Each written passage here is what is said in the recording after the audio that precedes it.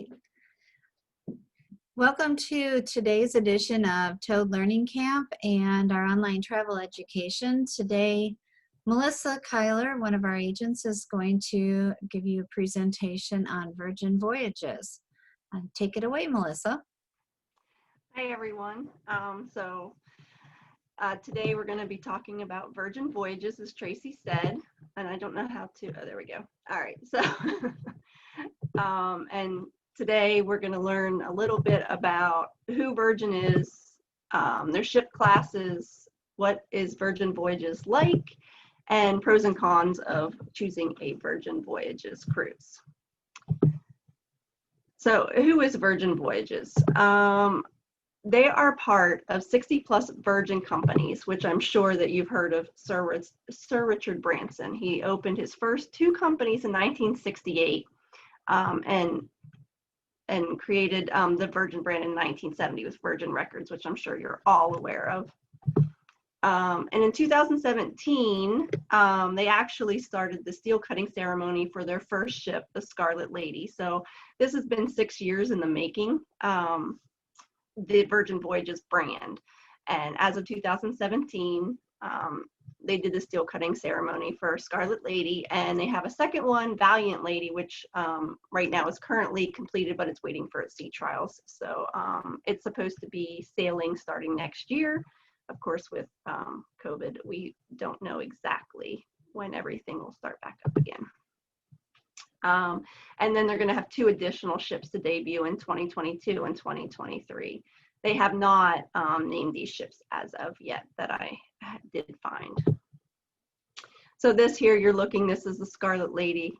This is when it actually sailed into New York, and then they were supposed to be doing some different things up in New York for people to experience the ship a little bit. You could go and have dinner a couple of nights, but that all got squashed.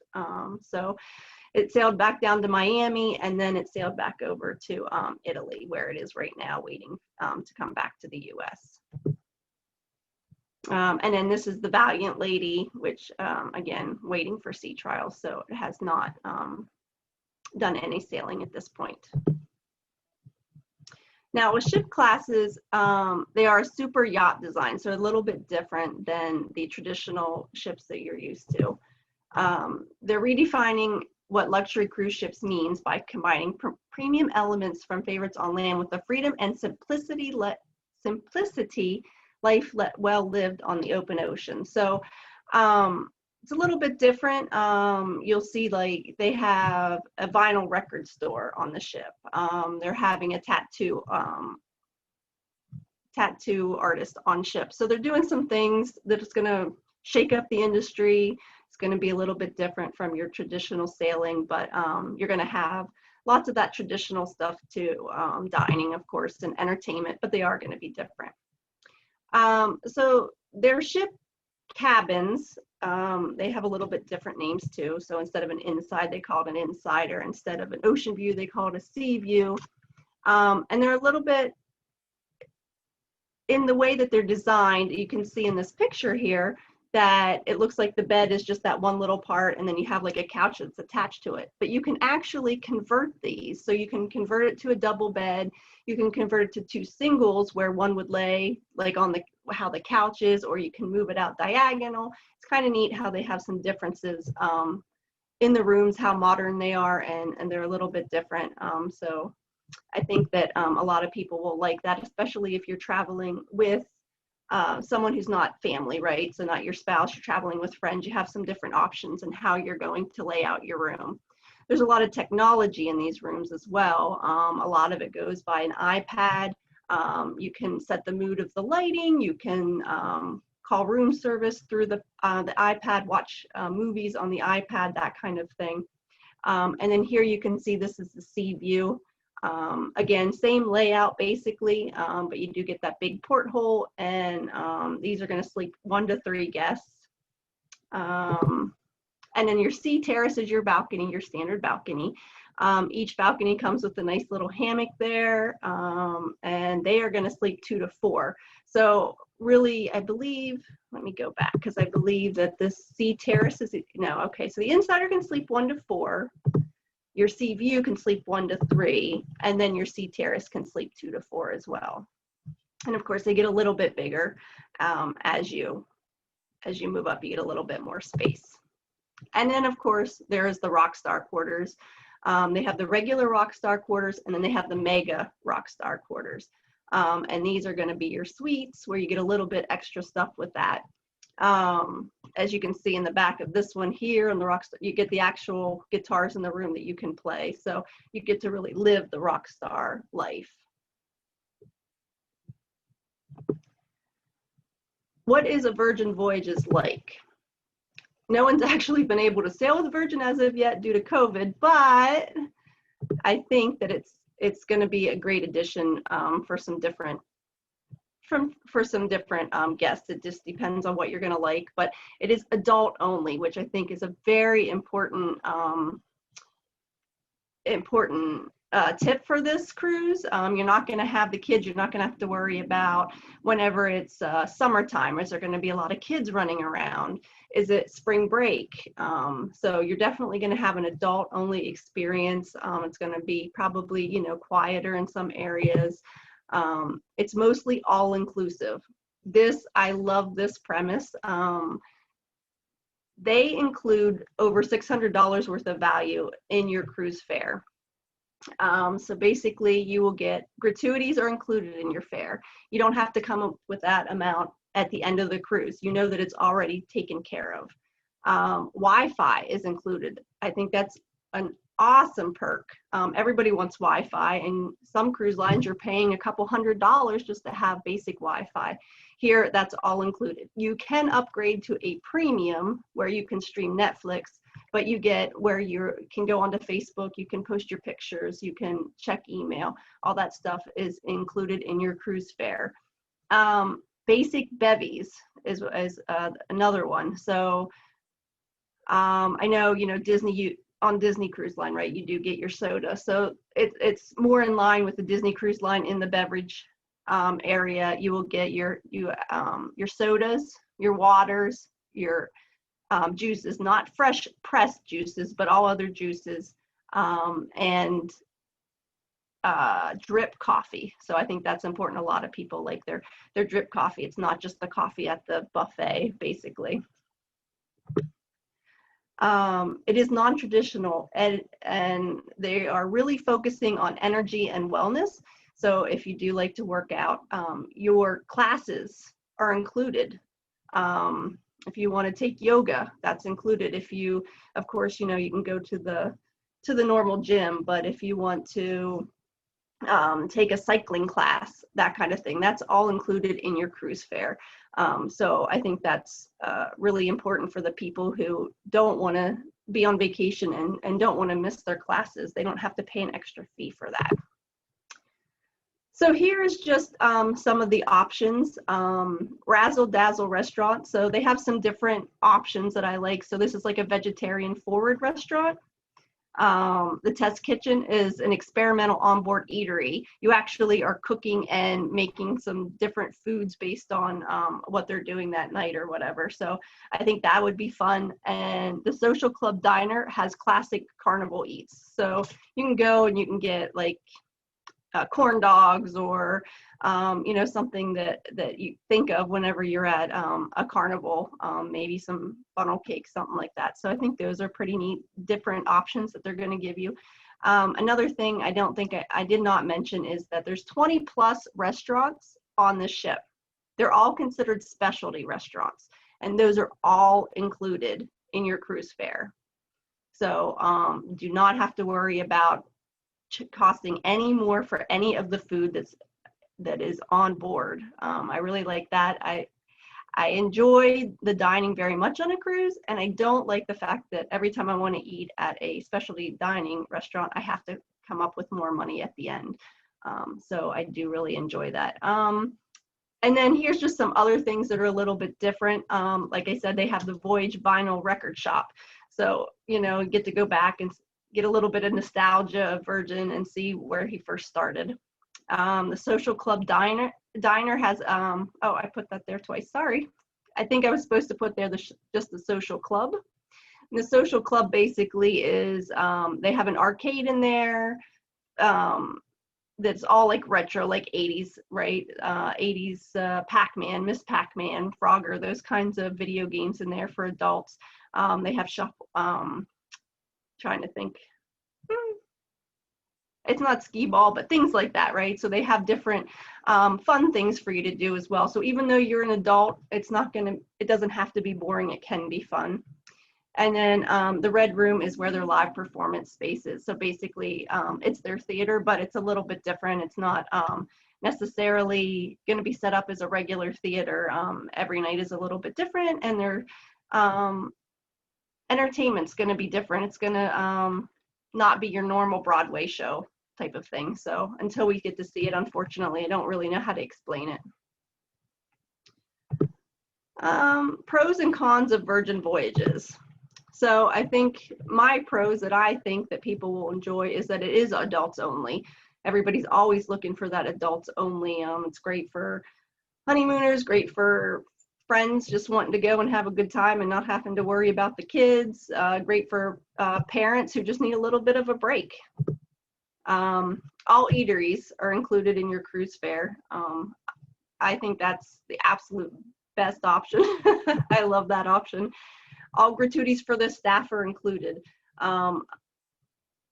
They say that, and I'm just thinking maybe they just take better care of their staff. I'm not sure, but I love the fact that if you don't feel, you don't have to worry about that $100 and some at the end of the cruise. That is taken care of. But of course, I'm sure if you want to give a little bit extra, you can definitely do that. And then all water, soda, teas, and drip coffee included, like I said, which is great. I think those add up over time as well. So I like that those are included, and fitness classes included. Wi-Fi is included again. And then the cons, is no drink package. I know a lot of people who cruise love that drink package. However, they do have, they call it a bar tab, and you can pay in advance. And for every $300 you pay in advance, you get $50 on Virgin extra. So I did watch a webinar the other day, and they were saying how that the pricing of the drinks they felt were fair. They really looked at the pricing, and they have $5 beers, they have some mixed drinks, things like that. So they don't feel that they're overcharging in their drinks, that you feel that you need that drink package. But again, you can do the bar tab and pay in advance if that's what you'd like to do. Again, very non-traditional cruising. You're not going to have your seatings. You're not going to have your main and second seating. It's going to be whenever you want to eat, where you want to eat. The shows aren't necessarily going to be after dinner or before dinner. They're going to be different times throughout the day, perhaps. And then limited itineraries. So right now, because Scarlet Lady will be the only one sailing for at least a couple months if we start in November, right, until maybe middle of next year, it's only Caribbean. So their main stop is the Bimini Beach Club, and that's their private beach in Bimini. And then depends on the itinerary, but they go to Key West, they go to Cozumel, they go to Costa Maya and Puerto Plata and San Juan. So again, if you've already done these itineraries, that might not be very, you might not want to go back necessarily right at this time. Maybe you're looking for other cruises, but whenever Valiant Lady starts sailing, it's going to be sailing the Mediterranean. So, and as they get more ships, of course, then there'll be more itineraries. But as of right now, it's very limited itineraries. And that's, hopefully I gave a good overview, but if you have any questions, maybe I can try and answer them. Okay, I'm gonna open it up and let's see, unmute everyone. And if anyone has any questions for Melissa, feel free to ask. Oops, I thought, no, I didn't do that right. There we go. Anybody have any Hey, questions? Melissa, I do. When do you think they're going to start to open up? When do you think their first sailing is going to be, or do you have that? Am I muted or not? Nope, you're not. Okay. All right. So when do I think the first sailing will be? As of right now, I believe it is November 1st or something like that. Fingers crossed. I don't know, seeing everything else with everybody canceling, you know, I'm hoping that we get to go because I have a November 18th cruise. So fingers crossed because I want to go so bad. But I think beginning of the year is going to be when we're going to be sailing again for Virgin. Price-wise, how are they compared to? Price-wise, so right now they're actually they're pretty good price-wise. I would say they're a little bit more than Norwegian or Royal, but they're not nearly as expensive as Disney. But right now they're trying to keep the prices kind of low to get everybody and, you know, to see what they're interested in and what that price point could be. Once the ships start filling up, I think they're going to go up a little bit more, of course, because everything's included. So I think that price point's going to move up a little bit. I paid a little over $1,000 for a 4-night cruise in a sea terrace, essential sea terrace. So I don't think that's too bad for everything being included, because you figure, you know, gratuities and all that stuff, that would add another, you know, $50, $60. So I did not mention that with COVID, they are doing a lot of things, and that's why I think maybe they will not sail until early next year, is they are trying to do testing before you board, the rapid test. They're working on that. So if they get the rapid test, that will help a lot. They have a filtration system that goes through every room, and it's supposed to get rid of 99% of all virus and bacteria germs. So I think that's pretty exciting. They've been working on that. And there are no buffets. They never planned on having a buffet, so they're going to have more like a food court as their main location, and it'll all be fresh food made to order. So they seem to be really doing different things to try and make sure that everybody's going to be safe, and then they're going to be able to travel and not have any issues for their first sailings. Of course, they're not going to want any bad press. So. Melissa, so they're not strictly doing 7-night cruises. They're doing shorter 3-night, 4-night cruises? Yeah. So I think It's 4 and 5. 4 and 5. Yeah. Yeah, 3, 4, and 5 right now. Okay. And they're leaving out of Miami, correct? Yes. Yeah, leaving out of Miami.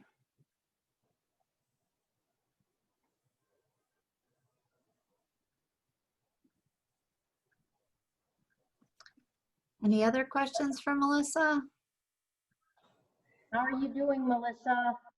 I'm okay. How are you? It's been a long time since I've seen you, dear. Hi. I know. You need that vacation because you got such a whip cracker for a boss, don't you? Oh, I know. Isn't she horrible?